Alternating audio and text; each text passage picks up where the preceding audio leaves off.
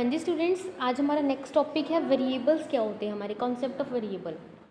तो वेरिएबल क्या होते हैं? एक करेक्टरिस्टिक्स और a phenomena which is capable of being measured and change it's value over time is called variable. इसका मतलब क्या होता है कि जो वेरिएबल होते हैं एक टाइप से एक करेक्टरिस्टिक्स होती है, मतलब एक फीचर होती है, उसकी एक विशेषता होती है, या एक फिनोमिना होता है जो क्या करता है, हमें जो हमारी वैल्यू है उसको मेज़र करने में या फिर उसको बार बारी उसके टाइम को मतलब बार बारी उसको चेंज करने में हमारी क्या करता है, हेल्प करता है। उसे ही हम क्या बोलते हैं, वेरिएबल बोलते हैं। ठीक है, thus a variable refers to that quantity which is subject to change and which can be measured by some unit. मतलब वो जब हमारा जैसे हमने डाटा इकट्ठा किया, जब तक हम उसको मेज़र नहीं करेंगे कि हमारी हाइट 5 फीट है, 6 फीट है, हमने मेज़र नहीं की, क्या उसका हम रिज़ल्ट निकाल सकते हैं?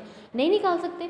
तो मेज़र किसकी हेल्प से करेंगे? हम वेरिएबल की हेल्प से। ठीक है, तो इसलिए वेरिएबल क्या होती है? क्वांटिटी होती है जो क्या होती है, सब्जेक्ट टू चेंज, जो हमारा बार बार ही चेंज हो रहा है, उस चेंज को मेज़र करने में हमारी हेल्प करती है। ठीक है, उसे ही हम क्या बोलते हैं, वेरिएबल। जैसे हमारी हाइट 5 फीट थी, अब 5 फीट से अगर हमारी 5.1 हो जाती है, तो इट मीन्स हमारा जो चेंज हुआ वो हमने क्या कर लिया, मेज़र किया। तो उसको मेज़र किसकी हेल्प से किया? वेरिएबल की हेल्प से किया। ठीक है, अब वेरिएबल्स हमारे टू टाइप के होते हैं, एक डिस्क्रीट वेरिएबल होता है, कॉन्टिन्यूस वेरिएबल होता है।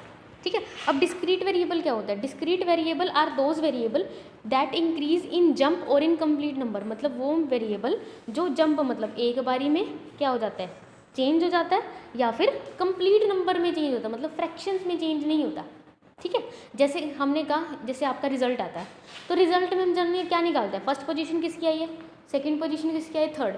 हमने ये तो नहीं कभी निकाला कि रैंक के बाद फर्स्ट पोजीशन इस बच्चे की है, फिर 1.5 रैंक इस बच्चे की है, ऐसा तो नहीं होता ना, कंप्लीट नंबर में होता है ना। तो उसको हम क्या बोलते हैं, डिस्क्रीट वेरिएबल। ठीक है, जैसे क्लास में 3 स्टूडेंट है, 10 स्टूडेंट है, 11 स्टूडेंट है, ठीक है, उसको हम क्या बोलते हैं, डिस्क्रीट नंबर। वो कभी भी फ्रैक्शन में मतलब पॉइंट्स में नहीं होते। उसके बाद हमारे आते हैं कॉन्टिन्यूस वेरिएबल। कॉन्टिन्यूस वेरिएबल वो होती है जो किसी रेंज के अंदर आती है। ठीक है, अब देखो वो क्या होते हैं, वो वेरिएबल्स हमारे पॉइंटों में चेंज होते हैं, मतलब बिल्कुल थोड़ा थोड़ा चेंज होते रहते हैं। अब जिसको एग्जैक्ट नंबर हम नहीं निकाल सकते, इसलिए उसके लिए हम क्या करते हैं, एक रेंज डिसाइड कर देते हैं। ठीक है, जैसे हमारे पास क्या हो सकता है कि किसी की हाइट 5.1 है, 5.2 है, 5.3 है। ठीक है, तो काफ़ी सारे अलग अलग पॉइंट्स के अकॉर्डिंग हम क्या निकाल सकते हैं, उनकी हाइट मेज़र कर सकते हैं। उसके बाद हम डाटा इकट्ठा करना हो तो हम निकाल सकते हैं ना, 5.1 हाइट कितने स्टूडेंट्स की है, 5.2 हाइट कितने स्टूडेंट्स की है। ठीक है, तो उसको हम क्या बोलते हैं, कॉन्टिन्यूस वेरिएबल। अब देखो इतनी सारी चीज़ें करना हमारे लिए कितना पॉसिबल, ये तो हाइट है तो ईजिली हो जाती है, लेकिन और ज़्यादा जो वेरिएबल होते हैं नहीं कर सकते, इसलिए हम क्या निकाल देते हैं, उनको एज ग्रुप में, रेंज में डिसाइड कर देते हैं। जैसे 10 से 15 एज में निकाल दो, जैसे 10 से 15 साल के एज ग्रुप कितने बच्चों की है, 15 से 20 साल के एज ग्रुप कितने बच्चों की है। ठीक है, तो उससे हमें कैलकुलेट करना क्या हो जाता है, ईजी हो जाता है। ठीक है, समझ आया आपको? नेक्स्ट आता है हमारा रो डाटा। रो डाटा क्या होता है, हमारा क्रूड फॉर्म में होता है। ठीक है, क्रूड फॉर्म का मतलब क्या होता है, जैसा हमने कलेक्ट किया था, जो डाटा हमने कलेक्ट किया, ठीक है, उसके अंदर अभी भी कोई भी चेंज नहीं किए हैं, ना ही कोई रिजल्ट निकाला है, मतलब कुछ भी नहीं किया, जैसा किसी पर्सन ने बताया बस वही डाटा, वही हमारा क्या होता है, रो डाटा होता है। ठीक है, इट मीन्स इसे हम क्या कहते हैं, ये क्या होता है, एक अनऑर्गेनाइज्ड डाटा होता है, जो हमने अलग अलग आइटम से क्या किया है, किसी इन्वेस्टिगेटर ने उसे इकट्ठा किया है, ऑर्गेनाइज किया। ठीक है, जैसे आपको ये टेबल दी गई है, आपने क्या किया, अलग अलग स्टूडेंट्स के आपने क्या किया, मार्क्स के बारे में बताया। अब आपने ये तो नहीं देखा कि 10 मार्क्स से 20 मार्क्स तक कितने बच्चे गए, 20 से 30 मार्क्स कितने स्टूडेंट्स गए, आपने डायरेक्ट बता दिया, किसी के 30 आए, किसी के 25 आए, किसी के 15 आए। ठीक है, तो आपने क्या किया, वो क्रूड फॉर्म में, अभी तक आपने उसमें कोई भी चेंज नहीं किया गया।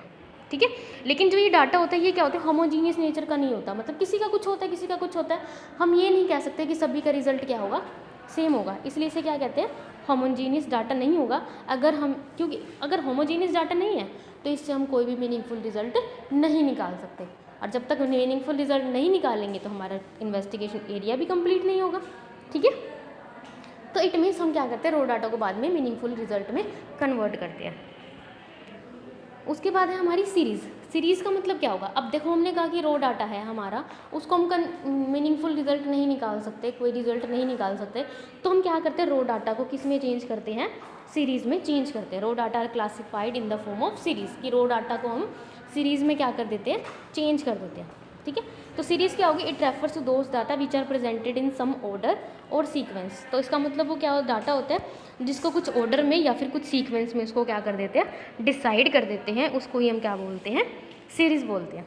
ठीक है, जैसे हम रोल नंबर्स को असेंडिंग ऑर्डर्स में, डिसेंडिंग ऑर्डर्स में डिसाइड कर देते हैं ना, तो वो क्या हमारी सीरीज़ है। लेकिन अगर मैंने मिक्स में डाल दिया, पहले 2 रोल नंबर डाल दिया, फिर 20, फिर 15, तो इसमें हम क्या रिजल्ट निकाल सकते हैं, नहीं निकाल सकते।